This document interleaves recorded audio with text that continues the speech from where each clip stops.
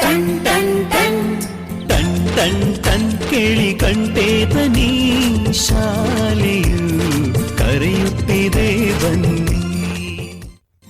ಕ್ಷಣ ಕ್ಷಣ ಕ್ಷಣ ಬೆಳಕು ಸಿಕ್ಕರೆ ತಾರೆಯಾಗಿ ಮಿನುಗುತ್ತೀಯೇ ನೀನು. ಶಾಲೆಯು ಮನೆಯಿಂದ ದೂರವಿಲ್ಲ, ಕಡಿಮೆ ಆಯ್ತು ಅಂತರ, ತಲುಪುವೆ ಶಾಲೆಯ ಗೇಟಿನ ತನಕ. ತುಸುವೆ ನಡಿಗೆ ಸಾಕು, ಪ್ರೀತಿ ಹಾಗೂ ಅಕ್ಕರೆಯಿಂದ ಕಲಿಸುವ ನಿಮಗೆ ಶಿಕ್ಷಕರೇ ದಾರಿ ದೀಪ. ಟನ್ ಟನ್ ಟನ್ ಕೇಳಿ ಗಂಟೆ ಧ್ವನಿ, ಶಾಲೆಯು ಕರೆಯುತ್ತಿದೆ ಬನ್ನಿ. ಬನ್ನಿ ಕರೆಯುತ್ತಿದೆ ಶಾಲೆ, ಬನ್ನಿ ಕರೆಯುತ್ತಿದೆ ಶಾಲೆ. ಟನ್ ಟನ್ ಟನ್. ಶಿಕ್ಷಣ ನನ್ನ ಹಕ್ಕು. ಬನ್ನಿ ಇಂಗ್ಲಿಷ್ ಕಲಿಯೋಣ ಕಾರ್ಯಕ್ರಮಕ್ಕೆ ಎಲ್ಲ ವಿದ್ಯಾರ್ಥಿಗಳಿಗೂ ಆತ್ಮೀಯವಾದ ಸ್ವಾಗತ. Welcome to let's learn English program.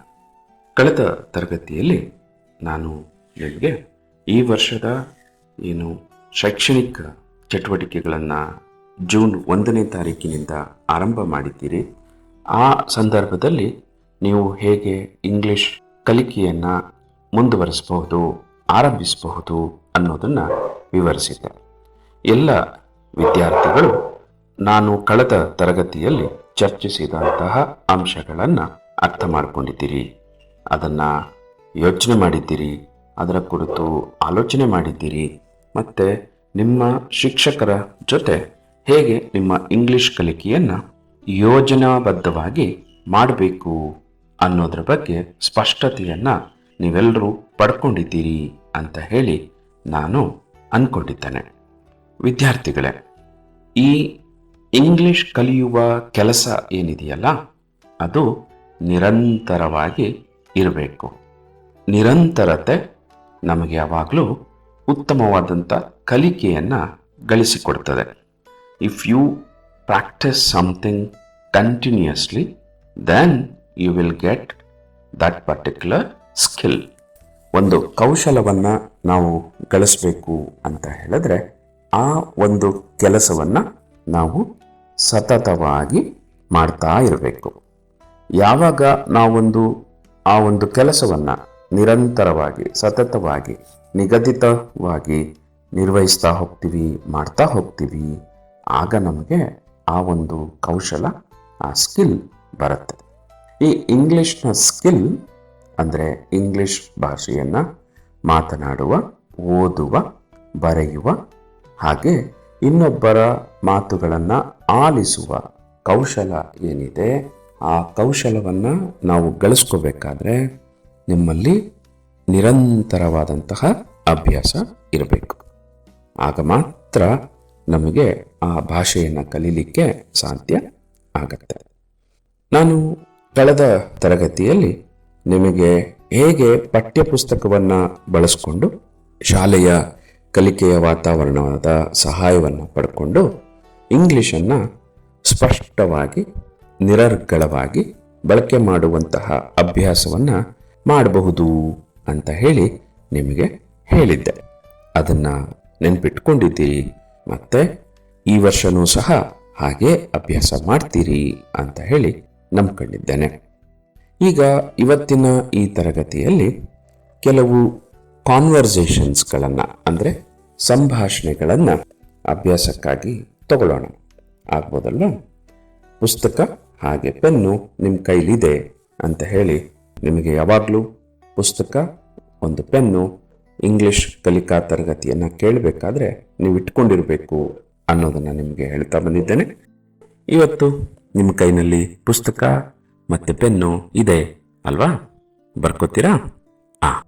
ಈ ಸಂಭಾಷಣೆಗಳನ್ನು ಬರ್ಕೋಬೇಕಾದ್ರೆ ಎ ಮತ್ತು ಬಿ ವ್ಯಕ್ತಿಗಳ ನಡುವೆ ನಡೆಯುವಂತಹ ಸಂಭಾಷಣೆ, ಡೈಲಾಗ್ ಅಂದರೆ ಟು, ಇಬ್ಬರಿರ್ತಾರೆ.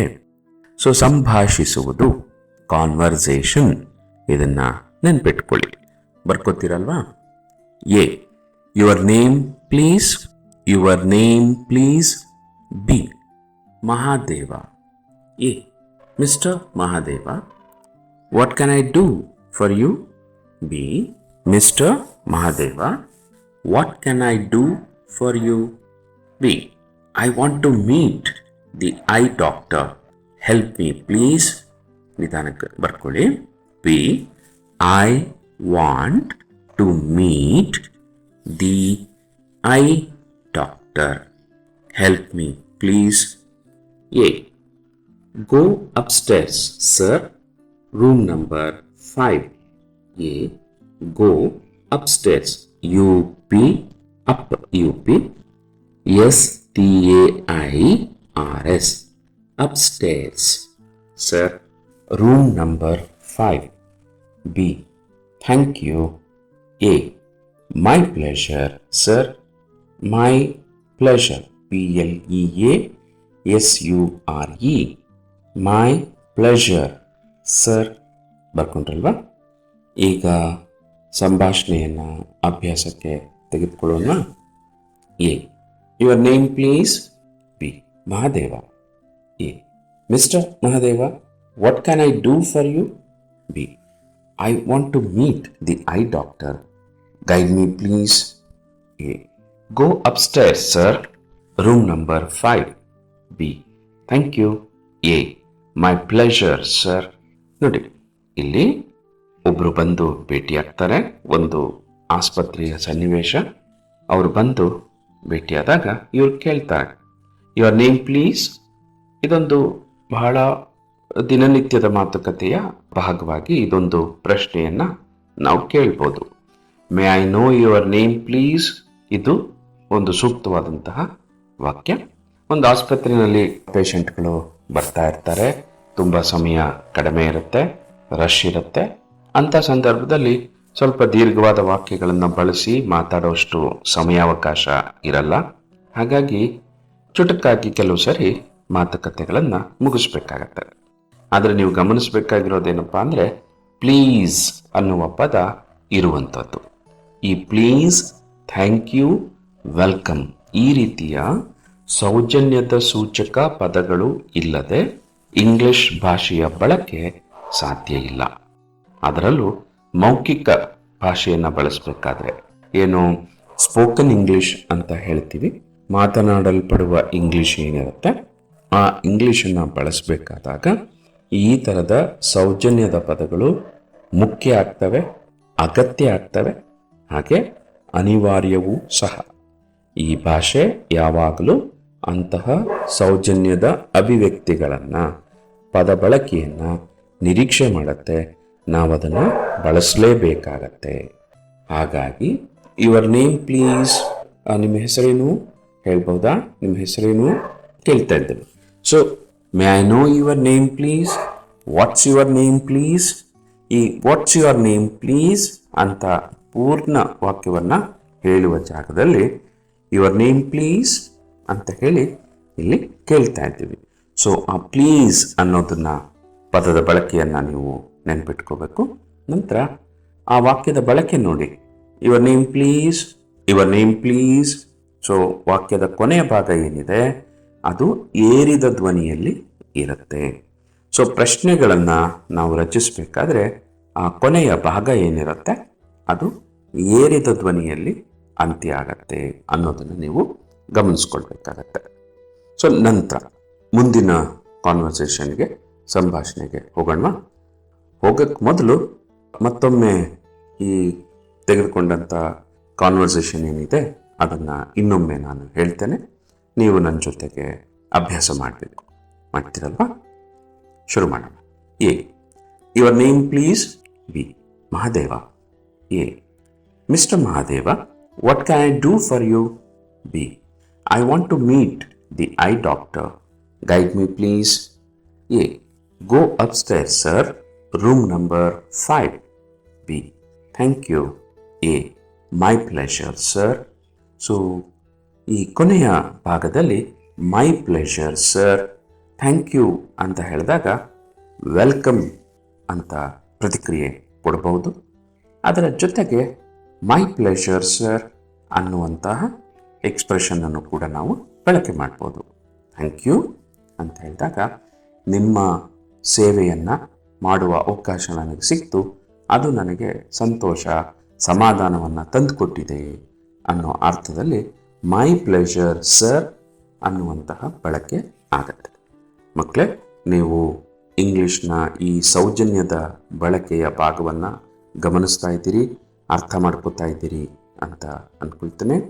ಇಂಗ್ಲಿಷ್ ಭಾಷೆಯಲ್ಲಿ ನೆನ್ಪಿಟ್ಕೊಳ್ಳಿ, ಈ ಸೌಜನ್ಯದ ಬಳಕೆಗಳು, ಪೊಲೈಟ್ನೆಸ್ನ ಬಳಕೆಗಳು ಕನ್ನಡಕ್ಕಿಂತ ಹೆಚ್ಚಿರುತ್ತೆ. ಹಾಗಂತೇಳಿ ಕನ್ನಡದಲ್ಲಿ ಸೌಜನ್ಯದ ಅಭಿವ್ಯಕ್ತಿಗಳು, ಎಕ್ಸ್ಪ್ರೆಷನ್ಸ್ಗಳು, ಸೌಜನ್ಯವನ್ನು ವ್ಯಕ್ತಪಡಿಸುವಂಥ ಪದಗಳು ಇಲ್ಲ ಅಂತ ಅಲ್ಲ.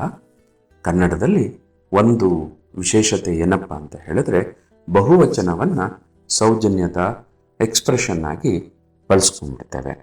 ಆದರೆ ಇಂಗ್ಲಿಷ್ನಲ್ಲಿ ಬಹುವಚನಕ್ಕೆ ಮಾತ್ರ ಸೀಮಿತವಾಗಿ ಬಳಕೆಯಾಗತ್ತೆ.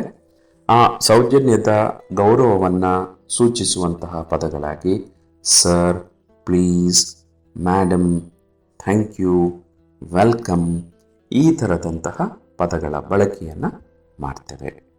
ಇದನ್ನು ನಾವು ಅಭ್ಯಾಸ ಮಾಡಿಕೊಳ್ತೇ ಹೋದರೆ ನಮ್ಮ ಇಂಗ್ಲಿಷ್ ಬಳಕೆ ಇಂಪೊಲೈಟ್, ಸೌಜನ್ಯರಹಿತ ಅಭಿವ್ಯಕ್ತಿಯಾಗಿ ಆಗತ್ತೆ.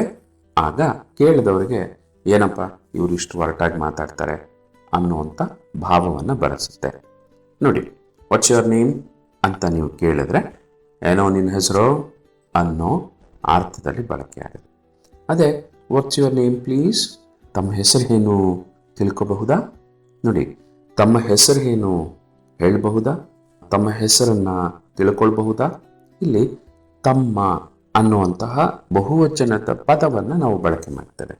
ಸೊ ಹಾಗಾಗಿ ನಿನ್ನ ಹೆಸರೇನು ಕನ್ನಡದಲ್ಲಿ ಇದು ಒರಟಾದಂತಹ ಬಳಕೆ ಆಗುತ್ತೆ. ನಿಮ್ಮ ಹೆಸರೇನು ಅಂತ ಕೇಳಿದಾಗ ಅದು ಸೌಜನ್ಯದ ಬಳಕೆ ಆಗುತ್ತೆ.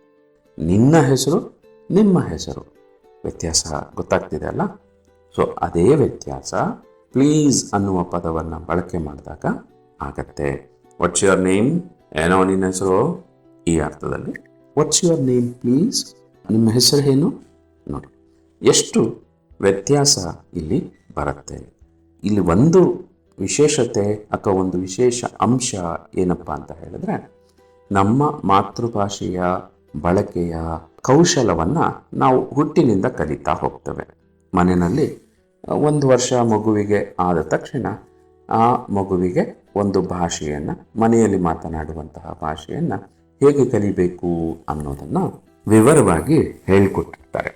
ಆದರೆ ನಮ್ಮ ಮಾತೃಭಾಷೆಯಲ್ಲದ ಭಾಷೆ ಏನಿರುತ್ತೆ, ಇಂಗ್ಲಿಷ್ ಥರದ ಭಾಷೆಗಳು, ಇವನ್ನು ನಾವು ಕಲಿಬೇಕಾದ್ರೆ ಸ್ವಲ್ಪ ವ್ಯವಸ್ಥಿತವಾಗಿ, ಯೋಜನಾಬದ್ಧವಾಗಿ ಕಲಿಬೇಕಾಗತ್ತೆ. ಯಾಕಂದರೆ ಈ ಭಾಷೆಯನ್ನು ಹೇಳಿಕೊಡೋರು ನಮಗೆ ಮನೆಯಲ್ಲಿ ಯಾರೂ ಸಿಕ್ಕೋದಿಲ್ಲ. ಹಾಗಾಗಿ ನಾವು ಈ ಭಾಷೆಯನ್ನು ಕಲಿಬೇಕಾದ್ರೆ ಶಿಕ್ಷಕರ ಸಹಾಯವನ್ನು, ಪುಸ್ತಕದ ಸಹಾಯವನ್ನು ತಗೊಳ್ಬೇಕಾಗತ್ತೆ. ಮತ್ತು ನಾವೇ ಕುಳಿತು ಅಭ್ಯಾಸವನ್ನು ಮಾಡಬೇಕಾಗತ್ತೆ. ಹಾಗಾಗಿ ಜನಧ್ವನಿ ಸಮುದಾಯ ರೇಡಿಯೋ ಕೇಂದ್ರ ನಿಮಗಾಗಿ ಈ ಇಂಗ್ಲಿಷ್ ಕಲಿಕೆಯ ಕಾರ್ಯಕ್ರಮಗಳನ್ನು ಆಯೋಜಿಸಿದೆ. ನಾನು ಸದಾನಂದ, ನಿಮ್ಮ ಇಂಗ್ಲಿಷ್ ಟೀಚರ್. ನಿಮಗೆ ಇಂಗ್ಲಿಷ್ ಕಲಿಯುವ ಅವಕಾಶವನ್ನು ಜನಧ್ವನಿ ಸಮುದಾಯ ರೇಡಿಯೋ ಕೇಂದ್ರ ಏನು ಸೃಷ್ಟಿ ಮಾಡ್ತಾ ಇದೆ, ಅದರ ಮೂಲಕ ನಿಮಗೆ ಇಂಗ್ಲಿಷ್ ಚೆನ್ನಾಗಿ ಕಲಿಸುವಂತಹ ಅವಕಾಶವನ್ನು ಸೃಷ್ಟಿಸಬೇಕು ಅನ್ನೋ ಆಲೋಚನೆಯ ಮೇಲೆ ನಾನು ಈ ತರಗತಿಗಳನ್ನು ನಡೆಸ್ಕೊಡ್ತಾ ಇದ್ದೀನಿ. ನೀವು ಹಾಗೆ ಈ ತರಗತಿಗಳನ್ನು ಯೋಜನಾಬದ್ಧವಾಗಿ ವಿತ್ ಪ್ಲ್ಯಾನ್ ಕೇಳ್ತಾ ಇದ್ದೀರಿ. ಪುಸ್ತಕ, ಪೆನ್ನು ಇಟ್ಕೊಂಡು ನಾನು ಹೇಳುವಂತಹ ಅಂಶಗಳನ್ನು ಗುರ್ತಾಕೊಳ್ತೀರಿ. ಮತ್ತು ನಾನು ನಿಮಗೆ ಅಭ್ಯಾಸಕ್ಕಾಗಿ ನೀಡ್ತಾ ಇರುವಂತಹ ಸಂಭಾಷಣೆಗಳು, ಕಾನ್ವರ್ಸೇಷನ್ಸ್, ಕನ್ವರ್ಸೇಷನ್ ಅಂತ ಹೇಳಬಾರ್ದು, ಕಾನ್ವರ್ಸೇಷನ್, CONVERSAITION, ಕಾನ್ವರ್ಸೇಷನ್. ಸಾಮಾನ್ಯ CON ಇರೋದ್ರಿಂದ ಕನ್ವರ್ಸೇಷನ್ ಅಂತ ಹೇಳ್ತೇವೆ. ಇಲ್ಲ, ಇಂಗ್ಲಿಷ್ ಈಸ್ ಡಿಫರೆಂಟ್. ಅದರ ಪ್ರೊನೌನ್ಸಿಯೇಷನನ್ನು ನಾವು ಚೆನ್ನಾಗಿ ಗಮನಿಸಬೇಕು. ಕಾನ್ವರ್ಸೇಷನ್, ನಿಮಗೆ ಈ ಒಂದು ಪದವನ್ನು ಕಾನ್ವರ್ಸೇಷನ್ ಅಂತ ಗುರುತಿಸ್ಕೊಂಡು ಉಚ್ಚಾರಣೆ ಮಾಡಲಿಕ್ಕೆ ಹೇಳಲಿಕ್ಕೆ ಬಂದರೆ ದಟ್ಸ್ ರಿಯಲಿ ವಂಡರ್ಫುಲ್. ಮರಿಬೇಡಿ ಮಕ್ಕಳೇ, ಇಟ್ ಈಸ್ ಕಾನ್ವರ್ಸೇಷನ್. ಓಕೆ, ಈಗ ಇನ್ನೊಂದು ಕಾನ್ವರ್ಸೇಷನನ್ನು ಅಭ್ಯಾಸಕ್ಕಾಗಿ ತಗೊಳ್ಳೋಣ. ಬರ್ಕೊಳ್ಳಿ. A excuse me. A excuse me, could you tell me where is the principal's office? Could spelling ಗೊತ್ತಾಗತ್ತಲ್ವಾ? COULD, could you tell me where, WHERE, where is, IS, the principal's. Principal, PRINCIPAL apostrophe S, principal's office. B certainly madam. Certainly madam, CERTAINLY, certainly madam. certainly ಅಂದರೆ ಖಂಡಿತ ಅನ್ನೋ ಅರ್ಥನ ಹೇಳುತ್ತೆ.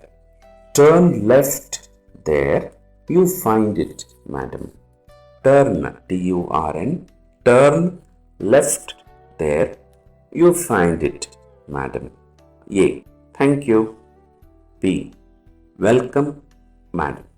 ಬರ್ಕೊಂಡ್ರಲ್ವಾ? ಈಗ ಕಾನ್ವರ್ಸೇಷನನ್ನು ತಗೊಳ್ಳೋಣ. A excuse me, could you tell me where is the principal's office? B certainly madam. Turn left there, there ಅಂದರೆ ಅಲ್ಲಿ, certainly turn left there you find it madam.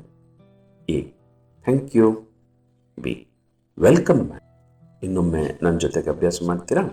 A excuse me, could you tell me where is the principal's office? B certainly madam, turn left there you find it. A thank you. B welcome madam. ಇನ್ನೊಂದು ಸಂಭಾಷಣೆಯನ್ನು ತಗೊಳ್ಳೋಣ. ಬರ್ಕೊಳ್ತೀರಲ್ವಾ? A pardon me madam, can I see the doctor now?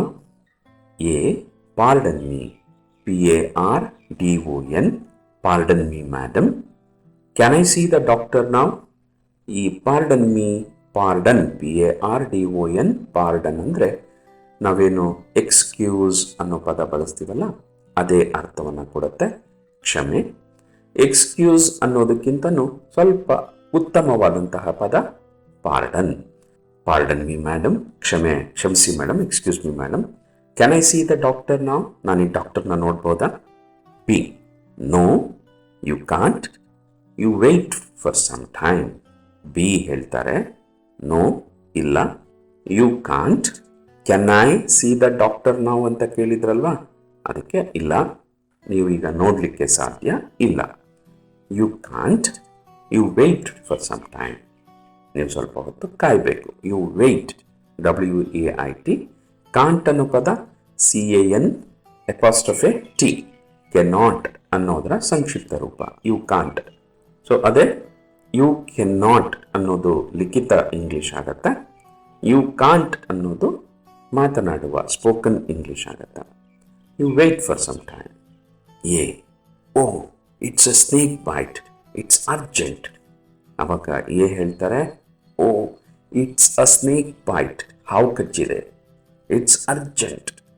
O it's a snake bite, it's urgent. B is it? It's emergency, I will tell the doctor, you come.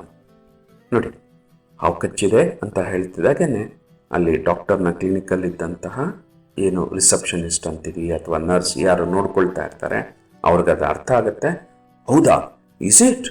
ಅಯ್ಯೋ, is it? It's emergency, it's IT', it is ಅಂತ ಲಿಖಿತ ಇಂಗ್ಲೀಷ್ನಲ್ಲಾಗತ್ತೆ.